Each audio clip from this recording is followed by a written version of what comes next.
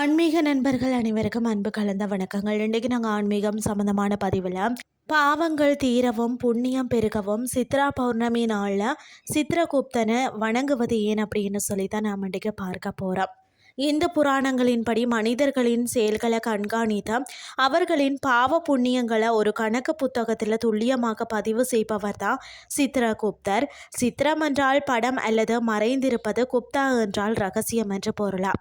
அதாவது ஒவ்வொரு மனிதனின் மனதுக்குள்ள மறைந்திருக்கக்கூடிய எண்ணங்களையும் ரகசிய செயல்களையும் படம் பிடித்து வைப்பவர் என்பதே இதன் உள்ளர்த்தமா. சித்திரகுப்தரின் பிறப்பு கதைகள் பார்த்தீங்கன்னா, சித்திரகுப்தரின் பிறப்பு குறித்து 3 விதமான முக்கிய கதைகள் நிலவுகிறது. அவை ஒவ்வொன்றும் ஒரு தத்துவத்தை உணர்த்துகிறது. அதாவது பார்த்தீங்கன்னா, சிவபெருமான் ஒரு முறை பார்வதி தேவியிடம் உலக இயக்கத்தை பற்றி பேசி கொண்டிருந்தாராம். அப்போது பார்வதி தேவி ஒரு பலகையில் அழகான ஆண் உருவம் ஒன்ற ஓவியமாக வரைந்தாராம். அந்த ஓவியத்தின் அழகுல வந்த லயித்த ஈசன் அதற்கு உயிர் கொடுத்தாராம். சித்திரத்தில் இருந்து குப்தனாக மறைப்பொருளாக வந்ததால் தான் அவர் சித்திரகுப்தர் ஆனாராம். இது கலைக்கும் உயிர் கொடுக்கும் இறைவனின் பேராற்றலை காட்டுகிறதுனே சொல்லலாம். மற்றொரு கூற்றுப்படி சித்திரகுப்தர் காமதேனு எனும் தெய்வீக பசுவின் வயிற்றில் பிறந்தவராம். இதனாலேயே அவருக்கு பசுவின் பால் அல்லது நெய் நிவேதனம் செய்யப்படுவதில்லை, மாறாக எருமை பால் நிவேதனம் செய்யப்படுகிறது. இது யமதர்மனின் வாகனமான எருமையுடன் அவருக்குள்ள தொடர்பையும் அவரது பிறப்பின் தனித்துவத்தையும் பறைசாற்றுகிறது. மற்றது பார்த்தீங்கன்னா, யமதர்மனின் பணி சுமையை குறைக்கத்தான் ஒரு கணக்காளர் தேவைப்பட்ட போதும் பிரம்மன் சூரிய பகவானிடம் ஒரு புதல்வரை தோற்றுவிக்க வேண்டினாராம். சூரியன் வானவில்லின் 7 வண்ணங்களை ஒருங்கிணைத்து, அதாவது நீனாதேவி என்ற பெண்ணை படைத்து அவளது கருணையில் சித்திரை திங்கள் பௌர்ணமி நன்னாளில் சித்திரகுப்தரை மகனாக பெற்றாராம். அவர் பிறக்கும் போதே கையில் ஏடும் புத்தகமும் எழுத்தாணியும் கொண்டு அறிவின் வடிவமாக தோன்றினாராம். உலகில் பெருகி வரக்கூடிய உயிரினங்களின் எண்ணிக்கைக்கேற்ப அவர்களின் பாவ புண்ணியங்களை வகைப்படுத்துவது கடினமாக இருப்பதாக யமதர்மன் சிவபெருமானிடம் முறையிட்டாராம். அந்த பணியை செம்மையாக செய்ய உருவானவர் தான் சித்திரகுப்தர். சித்திரகுப்தர் பார்த்தீங்கன்னா, காஞ்சிபுரத்தில் சிவபெருமானை நோக்கி கடும் தவம் புரிந்தாராம். தவத்தின் பயனாக தான் அவருக்கு பார்த்தீங்கன்னா அஷ்டமா சித்திகளும் மற்றது பார்த்தீங்கன்னா அளப்பெரிய ஞானமும் கிடைத்ததாம்.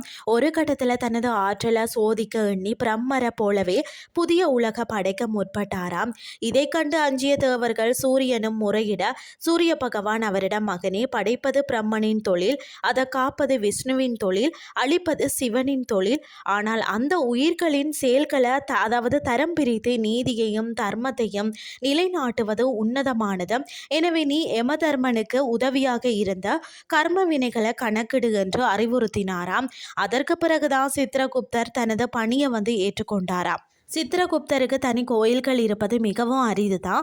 தென்னிந்தியாவில் பார்த்தீங்கன்னா, சித்திரகுப்தருக்கு என்று தனியாக அமைந்துள்ள மிக முக்கியமான கோயில் தான் காஞ்சிபுரத்தில் இருக்கிறதா. மற்றது பார்த்தீங்கன்னா, சித்திரை மாத பௌர்ணமி நாளில் சித்திரகுப்தர் பிறந்ததாக கருதப்படுகிறது. அன்று விரதம் இருந்து உப்பு சேர்க்காத உணவு உண்டு சித்திரகுப்தனை வழிபடுகிறார்கள். அன்று நாம் செய்யக்கூடிய தான தர்மங்கள் தான் நமது புண்ணிய கணக்கை உயர்த்தும் என்பது நம்பிக்கையாக இருக்கிறது. ஏன் சித்திரகுப்தனை வணங்கணும்னு சொல்லி பார்த்தீங்கன்னா, சித்திரகுப்தனின் கதையை நாம் வெறும் ஆன்மீக கதையாக மட்டும் பார்க்கக்கூடாது. இதன் பின்னணியில் ஒரு ஆழமான வாழ்வியல் நீதி ஒளிந்துள்ளதாம். என்னன்னு சொல்லி பார்த்தீங்கன்னா, யாரும் பார்க்கவில்லை என்று ஒரு மனிதன் தவறு செய்யலாம். ஆனால் அவனது மனசாட்சி, அதாவது சித்திரகுப்தன், அதை எப்போதுமே கவனித்து கொண்டிருக்கிறது. மற்றது நமது ஒவ்வொரு செயலும் பார்த்தீங்கன்னா ஒரு பதிவாக மாறுகிறது. எனவே பொறுப்புடன் செயல்பட வேண்டும் என்பதை இது நினைவூட்டுகிறது. சித்திரகுப்தரின் கணக்கில் பாரபட்சம் கிடையாதாம். அரசன் முதல் ஆண்டி வரை அனைவரும் தர்மத்தின் முன் சமந்தான். நாம செய்யக்கூடிய ஒவ்வொரு செயலும் ஒரு சாட்சியை விட்டு செல்கிறதுன்னு தான் சொல்லணும். அதுவே சித்திரகுப்தரின் கணக்கு. அந்த பதிவேட்டில் பார்த்தீங்கன்னா திருத்தங்கள் செய்ய முடியாது. ஆனால் புதிய பக்கங்களை நற்செயலாக நிரப்ப முடியும். நீங்கள் இன்று செய்யக்கூடிய புண்ணியம் தான் நாளை உங்கள் பாதையில் விளக்காக எரியும். பாவங்களை செய்ய அஞ்சுவதும் புண்ணியங்களை செய்ய முனைவதுமே மனித வாழ்க்கையின் வெற்றியாகும். சித்திரகுப்தரை பார்த்தீங்கன்னு சொன்னால் நீங்கள் வணங்குவது என்பது நம்மிடம் உள்ள தீய குணங்களை அழித்தம், அதாவது நற்பண்புகளை வளர்த்து கொள்ள எடுக்கக்கூடிய ஒரு உறுதிமொழியாகும். நற்சிந்தனைகளை நற்பலன்களை தரும் என்பதே இந்த இதிகாச நாயகன் நமக்கு தரக்கூடிய செய்தி. இன்றைய ஆன்மீகம் சார்ந்த பதிவு உங்களுக்கு பிரயோசனமாக அமைஞ்சிருக்கும்னு சொல்லி நானும் நம்புகிறேன். இதே மாதிரி மற்றொரு ஆன்மீகம் சார்ந்த பதிவோடு உங்களை சந்திக்கிறேன். நன்றி.